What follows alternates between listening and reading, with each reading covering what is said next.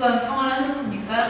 네, 어려운 그리고 힘든 일도 있으셨을 텐데 우리가 8월을 시작하면서 여러분과 함께 이렇게 예배할 수 있으니 되게 감사한 일이라는 생각이 듭니다.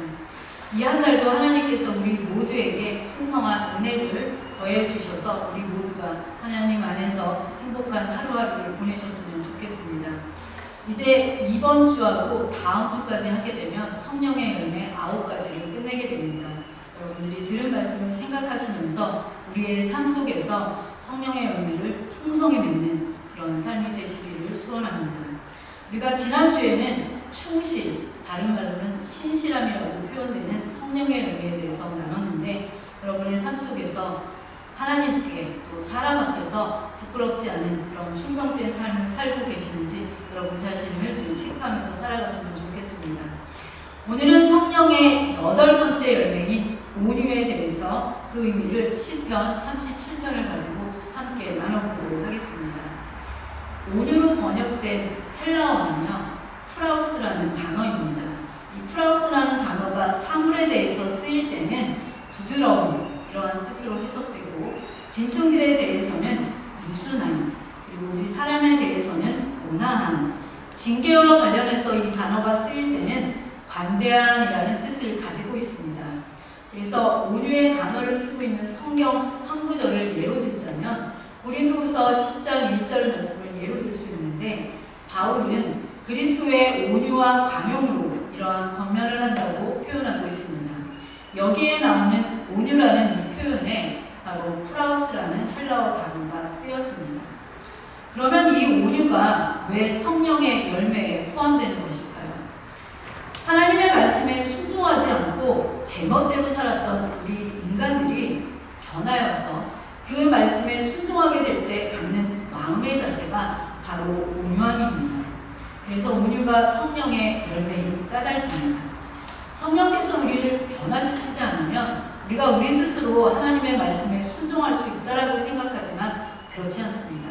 우리가 하나님 말씀에 순종할 수 있는 것은 성령께서 우리 마음에 오셔서 변화를 통해서 우리가 하나님 말씀에 순종하게 되는 것을 볼 수가 있습니다. 그래서 온유란 제멋대로였던 우리 사람들이 성령에 의해서 그 욕망을 조절하여서 하나님 앞에서 겸손하게 되며 낮아지는 마음의 상태, 그 상태를 온유라고 표현할 수 있습니다. 그러므로 그가 변하기 전에 비하면 대단히 부드럽고 관대해지면서 잘 참아내기 때문에 성령의 열매라고 할 수 있습니다. 그래서 진정으로 온유한 사람은 하나님의 말씀을 굳게 잡고 있기 때문에 강한 자이다, 그리고 자유로운 자이다라는 것을 말씀드릴 수 있습니다. 그러므로 그의 인격의 특징을 세 가지로 말씀드릴 수 있는데 외적으로는 부드러우면서도 내적으로는 강하고 또 확고한 생애 목적을 가지고 있으면서도 독단적이지 않습니다.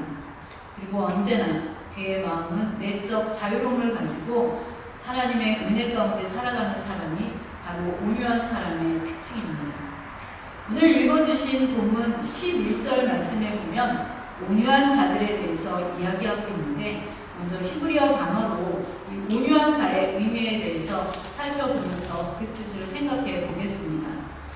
온유한 자들 히브리어로는 아나임이라는 단어를 사용하고 있습니다. 여기에 기본형은 아나임이라고 그렇게 표기하는데 겸손한, 온유한 이러한 뜻을 지니고 있습니다. 그거의 복수형이 아나임이라는 단어인데 우리말로는 이것을 온유한으로만 그렇게 번역하지 않고요, 가난한 자라고 번역할 때도 이 단어를 쓰고 겸손한 자, 이것도 마찬가지로 이 아나임이라는 단어를 썼습니다. 그래서 이사야 61장 1절 상반절 말씀에 보면 주 여호와의 영이 내게 내리셨으니 이는 여호와께서 내게 기름을 부으사 가난한 자들에게 아름다운 소식을 전하게 하려 하시니라, 이렇게 말씀하고 있는데 여기에 나오는 가난한 자들, 이 가난한 자들을 아나임이라는 그런 단어를 사용했습니다. 스바냐서 2장 3절 상반절 말씀에도 여호와의 규례를 지키는 세상의 모든 겸손한 자들아 너희는 여호와를 찾으며 공의와 겸손을 구하라, 이렇게 말씀하고 있는데 여기에서 겸손한 자들 역시 아나임으로 번역되어 있습니다. 따라서 이 아나임이라는 그런 히브리어는 가난한 자, 겸손한 자, 온유한 자, 이러한 뜻으로 이 세 낱말이 서로 관련이 없는 것이 아니라 서로 연결되어 있다는 것을 보여줍니다. 처음에 이 아나임이라는 단어는요, 가난이라는 그러한 뜻만 담고 있었습니다. 그런데 이 가난한 자들이 부자들과 권력자들에 의해서 눌려가지고 억압과 착취를 당하면서 예언자들의 비판의 대상이 되었습니다. 그러면서 가난한 자들에 대한 관심이 높아지기 시작했고 거기서 점차 하나의 새로운 사상이 나타나게 되었는데 하나님께서 교만한 자들을 다 제하여 버리시고 공고하고 가난한 백성을 남겨서 그들을 통해서 새로운 이스라엘의 역사를 이루어 가신다는 그러한 사상입니다. 따라서 이 말은 부자나 권력을 가진 자들과 같이 교만한 자들과 대조적으로 쓰인 말이 아나임이라는 단어입니다. 그래서 온유의 반대말은 거친 이런 말이 아니라 교만입니다. 교만한 자는 자기가 가진 조그마한 재물 또 권력을 과시하면서 하나님께서 우리에게 겸손하라는 그 말씀에 대해서 겸손하지 못한 모습이면서 자기보다 약한 자에 대해서는 억압하는 그러한 자들입니다. 온유한 자는 이와 반대되는 사람을 뜻합니다. 그래서 온유한 자는 전적으로 하나님을 의지하는 사람, 그 말씀에 무조건 순종하면서 다른 사람을 향하여서 자랑하지 않고 자기를 과시하지 않는 사람을 뜻합니다. 그래서 온유를 말할 때는요, 세트로 오는 단어가 있습니다. 겸손과 관용이라는 단어입니다. 이 단어가 거의 붙어 다닐 때가 많은데 그에 해당하는 말씀들을 찾아보면요, 에베소서 4장 2절 말씀에 모든 겸손과 온유로 하고 이렇게 말씀하고 있고 골로새서 3장 12절 말씀에도 보면 긍휼과 자비와 겸손과 온유와 오래 참음을 옷 입고 이렇게 말씀하고 있습니다.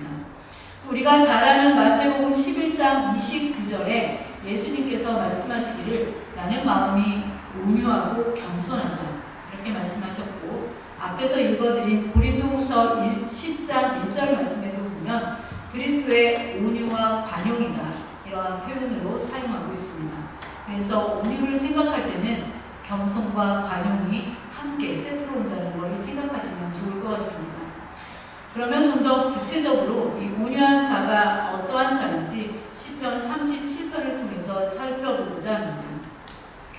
이 시편 37편은 악인들과 그들에게 고난당하는 의인들을 대조시키면서요, 이 불의를 행하는 자들이 한때는 아주 잘 되는 것 같아서 형통하는 것 같지만 결국에는 땅을 차지하는 사람들이 바로 의인들이라고 강조하는 내용을 담고 있습니다. 이 시에서는 의인들을 여러 가지로 표현하고 있습니다. 여호와를 의뢰하는 자, 온유한 자, 가난하고 궁핍한 자, 정직한 자, 완전한 자, 화평한 자, 주의 복을 받는 자, 성도 등 여러 가지 말로 표현하고 있습니다.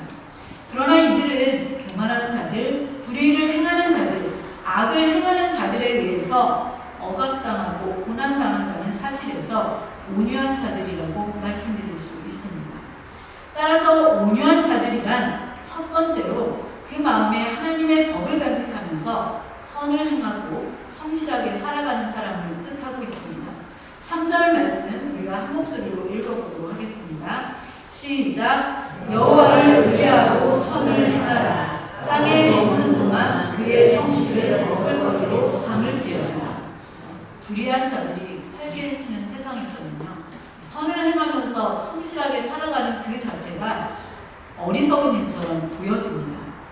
그래서 우리는 흔히 남들이 불의한 일을 하는데 아무런 제재도 없고 오히려 더 잘 되는 것 같으면 거기에 휩쓸려서 악과 타협하는 그런 모습들이 종종 나타납니다. 그러나 세상의 모든 사람들이 아무리 악으로 기울어진다 하여도 이 온유한 자들은 그들을 따르지 않을 뿐만 아니라 오직 하나님의 법을 따라 진리대로 살아가는 사람, 그러한 사람이 온유한 사람입니다. 사실 많은 사람들이요, 의롭지 못한 방법으로 살아가면서 쉽게 선한 일을 행하는 것을 단념해버립니다. 그렇기 때문에 우리가 살아가는 이 사회는 더 어두워지고 더욱 모순되는 일이 많이 생기면서 불의와 악이 활보합니다. 그러나 온유한 자는 어떠한 상황에서나 선을 행하기를 힘쓰고 공의를 말하면서 마음에 간직한 하나님의 법을 따라 행함으로 그 걸음에 실족함이 없는 사람입니다. 여러분, 반려견을 키우시는 분들은 잘 아시겠지만 이 길들여진 개 같은 경우는 오직 주인의 명령에만 따라갑니다. 온유한 마음을 가진 사람은 오직 하나님의 말씀에만 귀를 기울이면서 그 말씀을 따라가는 사람이다. 그렇게 말씀드릴 수 있습니다. 그래서 이 온유한 자는 언제나 하나님의 말씀과 그 계시에 마음이 열려있는 사람입니다. 세상 모든 사람들이 추구하는 욕망에 대해서는 닫혀있는 반면에 하나님께 대해서만은 열려있는 사람입니다.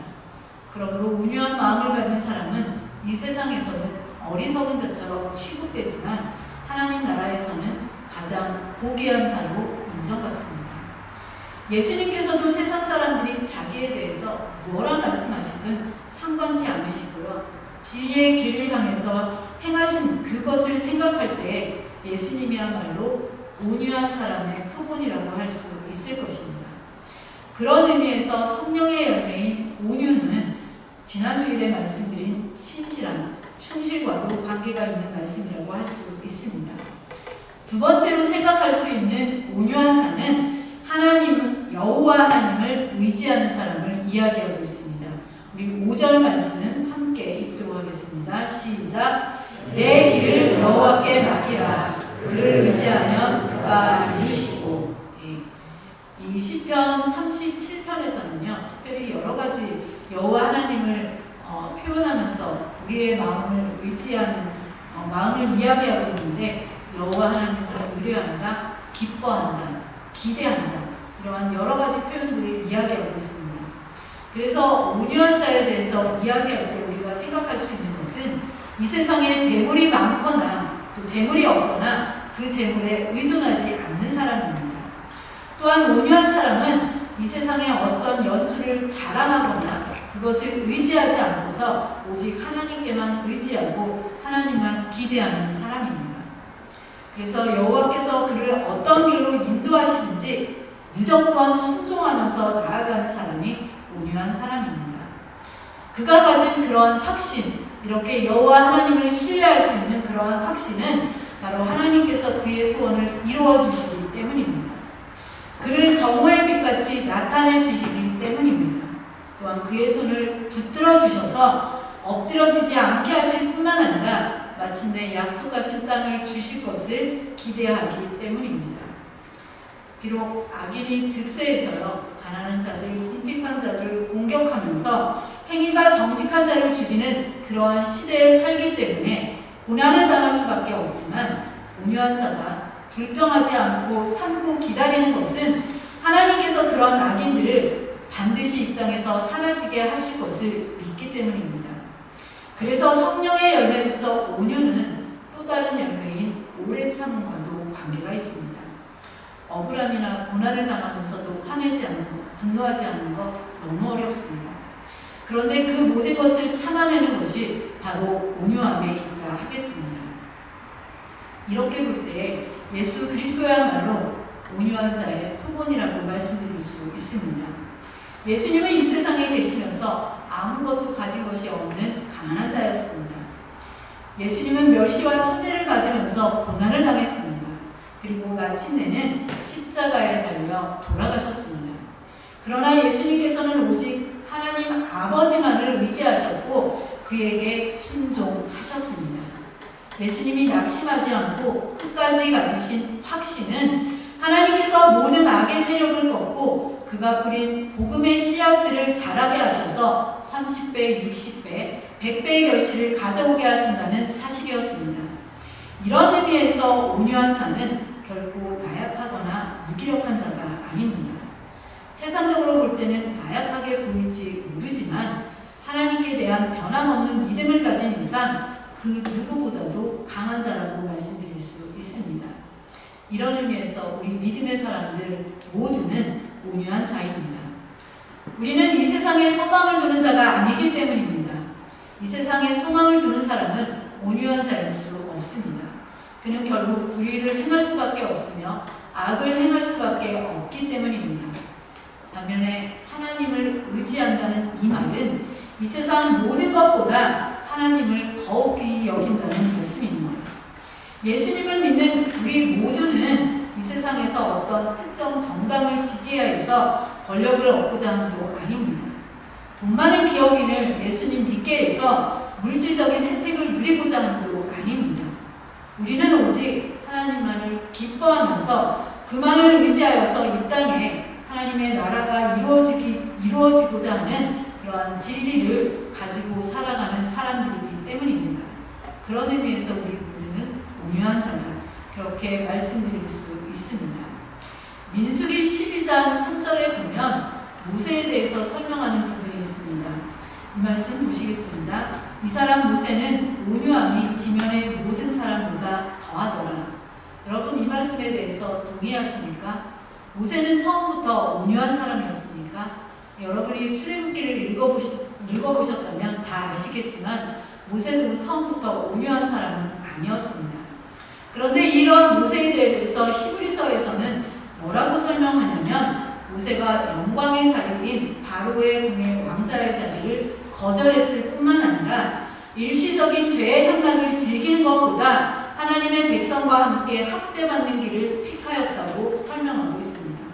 또한 그가 받는 모든 곤욕을 그리스도와 받는 곤욕같이 여겨서 이집트의 그 모든 재물보다도 더 값진 것으로 생각했다고 히브리서 기자는 이 모세에 대해서 설명하고 있습니다. 그래서 온유한 자를 설명할 때는 이 세상의 어떠한 영광보다도 하나님께서 주시는 약속을 더욱 귀하게 여기는 사람, 그러한 사람이 바로 온유한 사람이라고 말씀드릴 수 있습니다. 세 번째로 생각할 수 있는 온유한 사람은 은혜를 베풀고 남에게 항상 나누어주는 사람입니다. 우리 시편 37편 26절 말씀, 이 말씀은 함께 읽어보도록 하겠습니다. 시작. 그는 종일토록 은혜를 베풀고 부어주니 그의 자손이 복을 받는도다 하였습니다. 네, 복을 받는도다, 이렇게 말씀하고 있습니다.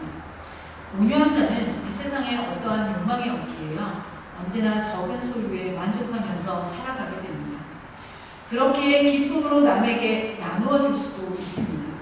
그러나 그가 남에게 베푼 그 은혜, 남에게 나누어 준 그 일에 대해서 오늘 시편 기자는 그 자손에게로 돌아와서 복을 받게 한다고 말씀하고 있습니다. 여러분의 자녀가 복을 받기 원하십니까? 그렇다면 다른 사람에게 은혜를 베풀고 나누어 주는 사람으로 살아가시기 바랍니다. 그런 사람은 언제나 하나님께서 필요한 것을 채워주시리라는 그러한 믿음으로 살아갈 뿐만 아니라 나누는 일에도 인색함이 없습니다. 그리고 그것은 결국 그 자손들에게 하나님의 복으로 돌아온다고 오늘 말씀은 우리에게 이야기하고 있습니다. 이러한 온유한 자들에게 하나님께서 약속하신 축복이 있습니다. 약속하신 선물이 있습니다. 바로 땅을 차지한다는 말씀입니다. 결국 시편 이 37편이 40절까지 길게 있는데 이 37편을 한 문장으로 요약하자고 한다면 온유한 자가 땅을 차지한다는 사실입니다. 예수님께서도 마태복음 5장 5절 말씀에서 온유한 자는 복이 있나니 그들이 땅을 기업으로 받을 것이며 이렇게 말씀하셨습니다. 그러면 온유한 자가 땅을 차지하는 이유 무엇 때문일까요? 첫 번째 생각할 수 있는 것은 하나님께 대한 신뢰와 의존의 결과로서 주시는 선물이기 때문에 온유한 자들이 땅을 차지하게 됩니다. 시편 37편 3절에서 5절 말씀에 보면 여호와를 의뢰하고 선을 행하라, 여호와를 기뻐하라, 내 길을 여호와께 맡기라고 이렇게 말씀하고 있습니다. 온유한 자가 전적으로 하나님을 신뢰하고 자기 힘이나 세상의 수단에 의지하지 않기 때문에 하나님께서 그에게 보상으로 땅을 주신다는 의미입니다. 이것은 눈에 보이는 물리적인 땅의 소유를 넘어서 하나님 나라의 유업인 하나님의 주권 아래에 거하는 평안한 삶과 복된 삶을 상징하는 말씀입니다. 두 번째로 생각할 것은 악한 자와 대조되는 의인의 보상으로서 주시는 선물입니다. 특별히 이 시편 37편의 말씀을 보면요, 악인과 의인의 대조를 명확하게 나타내고 있습니다. 악인은 잠시 형통해 보입니다. 그렇지만 그들의 마지막은 풀과 같이 배임을 당하고 연기처럼 사라질 것이라고 2절, 20절 말씀에 이야기하고 있습니다. 그런 반면에 온유한 자는 여러 구절에서 땅을 차지하면서 풍성한 화평을 누리게 될 것이라고 말씀하고 있습니다. 그래서 하나님의 공의에 대한 보상으로서 바로 의인들에게 주시는, 온유한 자에게 주시는 기업이 땅이라는 신앙 고백이 이 땅을 주시겠다는 말씀입니다. 세 번째로 생각할 수 있는 것은 심판 후에 남는 백성이 하나님의 백성이기 때문에 주시는 선물이 땅입니다. 시편 37편 9절 말씀에 보면요, 악을 행하는 자는 끊어질 것이나 여호와를 소망하는 자는 땅을 차지하리로다, 이렇게 말씀하고 있습니다. 여기서 끊어진다라는 말씀은 하나님의 심판으로 사라진다는 의미입니다. 악인의 멸망 이후에 남는 자들이 결국은 온유한 자들이며 이들이 하나님의 유업인 땅을 상속받게 된다는 말씀입니다. 이것은 먼저는 구약적 맥락에서 이스라엘 자손들에게 약속한 땅에 대한 의미이지만 신약 말씀에서는 예수님께서 그 의미를 더 확장시켜 주셨습니다. 방금 전에 읽어드린 마태복음 5장 5절에서 온유한 자가 받게 될 복을 땅을 기업으로 받게 된다, 이렇게 말씀하고 계시는데, 여기서 이 말씀은 하나님 나라의 영원한 유업이다, 이렇게 예수 그리스도께서는 온유한 자에게 하나님 나라로의 그 유업을 확장시켜 주셨습니다. 그래서 온유한 자가 땅을 차지하는 그 이유는 그들이 전적으로 하나님을 신뢰하고 악에 지지 않으면서 끝까지 신실하고 하나님의 공의 아래에 의인에게 보상을 주시기 때문에 받는 상급입니다. 이 땅은 하나님이 주시는 평안을 의미합니다. 이 땅은 하나님의 보호입니다. 이 땅은 하나님의 영적 유업입니다. 그리고 마지막에는 우리 모두에게 주시는 천국에 들어가는 상속입니다. 천국을 상속으로 받을 수 있는 그런 복된 삶이 땅이라고 말씀드릴 수 있습니다. 특별히 이 시편 37편 34절에 보면요, 온유한 자들이 악인들이 심판받는 것을 그 두 눈으로 똑똑히 보게 되리라고 그렇게 말씀하고 있습니다. 하나님은 성경의 역사 속에서 여러 번 온유한 자들을 대적했던 악한 자들이 멸망하는 것을 보게 하셨습니다. 그러므로 우리는 온유한 자만이 땅을 차지하게 될 것임을 분명하게 믿어야 합니다. 여기에서 땅을 차지한다는 말이 한두 번 나온 것이 아니라요, 5번씩이나 반복되고 있습니다. 이것은 하나님의 약속이 확실하고 틀림없음을 우리에게 확신시켜 주시기 위함이었습니다. 악착같이 부와 권력을 갖고자 했던 사람들, 그런 사람들은 오히려 이 땅에서 밀려나고 나누어주면서 사는 온유한 마음의 소유자들이 결국 이 땅을 차지하게 될 것이라고 말씀하셨습니다. 그 약속의 땅은 하나님의 나라입니다. 그래서 겸손한 자, 가난한 자, 온유한 자만이 그 땅을 얻게 될 것입니다. 우리 사랑하는 드림가족 여러분, 문제는 우리가 이 악한 세대에서 불의에 휩쓸리지 않고 어떻게 온유한 자의 은총을 누릴 것인가, 이것을 생각해야 할 문제입니다. 우리가 이렇게 살아갈 수 있는 문제에 대해서 생각할 것은 온유하고 겸손하신 예수 그리스도의 부름에 따라서 그에게 나아가고 우리의 지고 있던 모든 짐을 벗어버릴 때에 가능하다고 예수님께서 우리에게 말씀해 주셨습니다. 우리 마태복음 11장 29절 30절 말씀에 그 말씀이 기록되어 있는데 함께 읽도록 하겠습니다. 시작. 나는 마음이 온유하고 겸손하니 나의 멍에를 메고 내게 배워라. 그리하면 너희 마음이 쉼을 얻으리니 이는 내 멍에는 쉽고 내 짐은 가벼우리라 하시니라. 우리가 그리스도의 온유함에 거할 때에 세상으로 향하던 우리의 욕망이 사라질 뿐만 아니라 우리 마음에 쉼을 얻고 온유함을 얻게 될 것이라고 약속하셨습니다. 욕망을 모두 버린 가난한 마음에 겸손과 온유가 깃들게 되기에 그곳에 하나님의 참 안식과 평화가 찾아옵니다. 이 땅에서 우리가 소유하면서 우리가 집착하려던 그 모든 것, 심지어 우리 목숨까지도 버릴 수 있는 그 가난한 마음이 바로 온유함이라고 말씀드릴 수 있습니다. 그러면 우리는 우리의 일상생활 속에서 어떻게 이 온유함으로 살아갈 수 있겠습니까? 세 가지를 말씀드리고 싶습니다. 먼저 반응하기, 이거를 실천하는 것입니다. 여러분이 이번 한 주 살아가실 때는 내가 누군가에게 격한 반응을 보이는 그것이 아니라 예수님처럼 한 발 앞서서 먼저 온유한 태도로 상대방에게 반응해 보시기를 바랍니다. 두 번째는 먼저 용서하기를 실천해 보는 것입니다. 관계에서 상처받고 갈등했던 그러한 순간들 여러분 모두에게 있으실 것입니다. 여러분들이 그 순간을 떠올리면서 먼저 다가가서 온유의 마음으로 용서하거나 화해를 시도해보는 그러한 용기를 가지고 이번 한 주간을 살아보시기 바랍니다. 세 번째는 먼저 섬기기를 실천하는 것입니다. 여러분의 가정에서, 교회 공동체에서, 또 직장에서 권리가 아닌 책임을 가지고 온유와 섬김의 태도로 살아간다면 여러분의 그 태도 때문에 여러분이 있는 곳이 온유한 곳으로 하나님이 함께 하시는 평화의 동산으로 바뀌게 될 것입니다. 이러한 실천들로 온유함의 열매를 풍성하게 맺는 한 주간이 되셔서 하나님께서 우리에게 주시기 원하시는 땅을 선물로 받는 우리 모두가 되시기를 축복합니다.